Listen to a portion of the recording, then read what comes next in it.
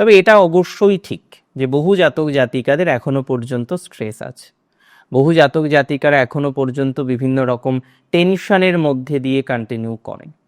দেখুন, কন্যা রাশির মেন্টাল হেলথের অন্যতম নেগেটিভ হওয়ার কারণ হচ্ছিল এতদিন তাদের রাশিতে কেতুর অবস্থা, যে কারণে একের পর এক বিভিন্ন রকমের স্ট্রাগল আপনার লাইফে এসেছে, আপনাকে অ্যাকসেপ্ট করতে হচ্ছে। কোনো কোনো ক্ষেত্রে চেষ্টা করেছেন সেই নেগেটিভ ভাইবস থেকে বেরোনোর, কিন্তু দিন শেষে সেই জায়গা থেকে বেরোতে পারেননি।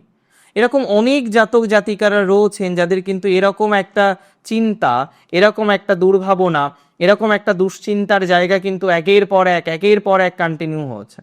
আমি একটা কথা জানি বা একটা কথা বলতে পারি, যে সমস্ত কন্যা রাশির জাতক জাতিকাদের কিছুদিন আগে একটা ফাড়া গেল, আপনি গাড়ি চালান বা অন্য কোনোভাবে একটা ফাড়া যাদের গিয়েছে, সেই ফাড়া থেকে এখন কিন্তু অনেকেই বেরিয়ে আসতে পেরেছেন, অনেকেই বেরিয়ে আসতে পারেননি। যারা বেরিয়ে আসতে পারেননি তাদের ধীরে ধীরে কিন্তু আমরা একটা প্রোগ্রেসিভ জায়গা লক্ষ্য করতে পারবো।